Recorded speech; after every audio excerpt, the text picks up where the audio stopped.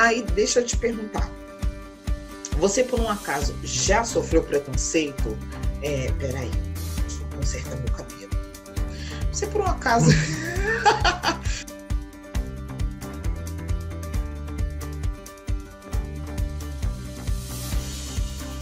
Você, por um acaso, já sofreu preconceito na sua carreira? Sofreu, não diria que fosse a melhor palavra, mas eu já vivi bastante situações. Sem citar o nome de instituições, de lugares, mas muitas vezes eu me vi obrigado a ter que estudar além do que meus pares, do que meus colegas. Em determinadas situações empresariais, já me vi na situação de ter que produzir melhor e produzir mais. E o que aconteceu foi que, com o passar do tempo, isso, de uma certa maneira, me ajudou a conseguir alguns destaques, de ter algumas posições de destaques tanto de uma entrevista de emprego, tanto numa atuação prática, profissional, ou numa atuação acadêmica. E não chegou um momento assim de pensar, cansei de ter que ser muito melhor do que alguns outros nesse determinado ambiente para poder ter o mesmo resultado, o mesmo reconhecimento. Eu sempre gostei muito de estudar e sempre fui muito workaholic também. Sempre fui muito de virar a noite trabalhando, de trabalhar bastante.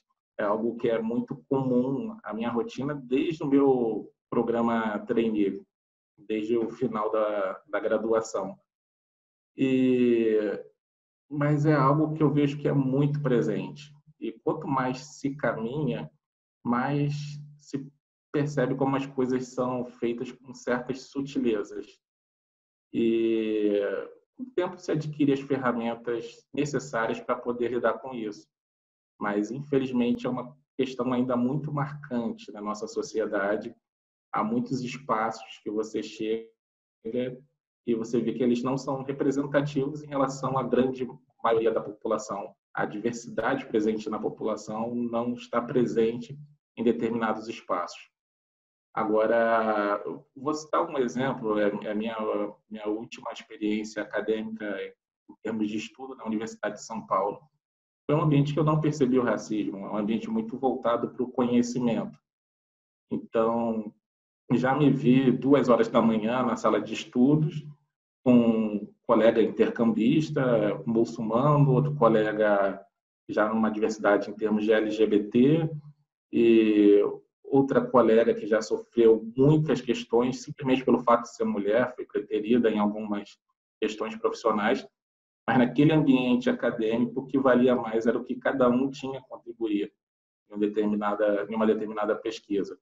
Isso eu acho muito interessante, acho que a instituição cresce muito com isso. Agora, não foi algo não foi o padrão da minha carreira, não foi a situação que eu tenha vivido nos outros lugares onde eu tenho estado.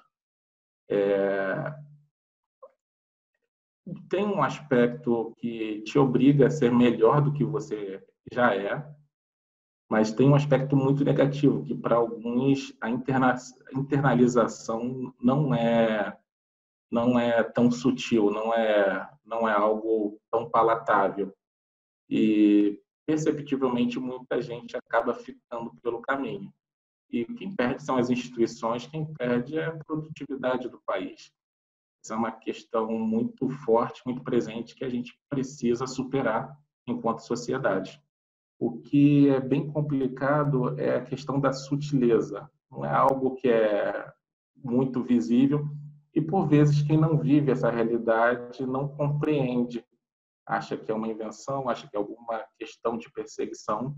E a questão racial, especificamente falando, nunca tinha me chamado muita atenção. Eu, particularmente, nunca tinha me visto como negro. Assim, quando perguntava qual é a sua cor, eu falava pardo, não falava eu sou preto, eu falava pardo. Até que eu fui ascendendo na carreira, até que eu saí do programa trainee, fui para outra empresa ser gerente, saí dessa empresa, fui para um grupo para ser executivo, compramos outras empresas, me tornei o principal executivo do grupo, aumentou o faturamento.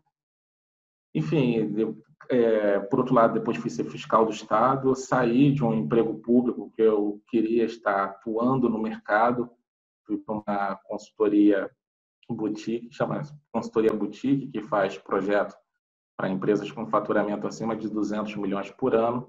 Prestei consultoria para as maiores empresas atuantes no Brasil, das maiores multinacionais do mundo, sempre no nível de presidência, CEO, conselho e diretoria, no mínimo. E é muito perceptível quando você entra em determinados ambientes, para determinadas discussões, o quanto que você não vê pessoas mais escuras nesses ambientes. E sente-se também muito fortemente um certo estranhamento em muitas ocasiões. Estranhamento, talvez, em muitas situações, ser alguém muito mais novo, e muitas situações por ser alguém preto também.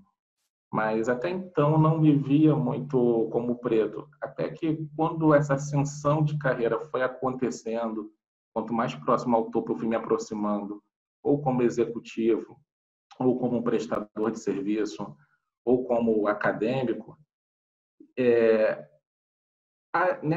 nesses ambientes eu percebi que, não sendo branco, você é preto.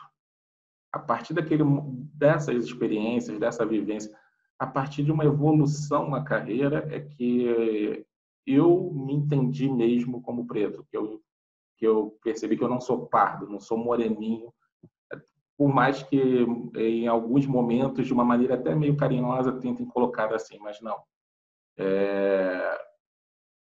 Fica muito claro que existe uma divisão. E aí sim, você é apresentado às pessoas pela sua aparência, e elas são livres para fazerem um julgamento que elas quiserem. Externalizar o que elas acham é que não é conveniente, porque também é criminalizado. Mas, por sorte, não tem nenhuma ocasião que eu possa colocar como exceção. É importante você se apresentar pela sua aparência, mas se despedir pelo seu conteúdo. E essa despedida pelo conteúdo sempre manteve as portas de todos os lugares que eu saí abertas para um eventual retorno. Mas, infelizmente, acontece e é chato ter que lidar. Mas é importante estar preparado para quando essas situações acontecerem.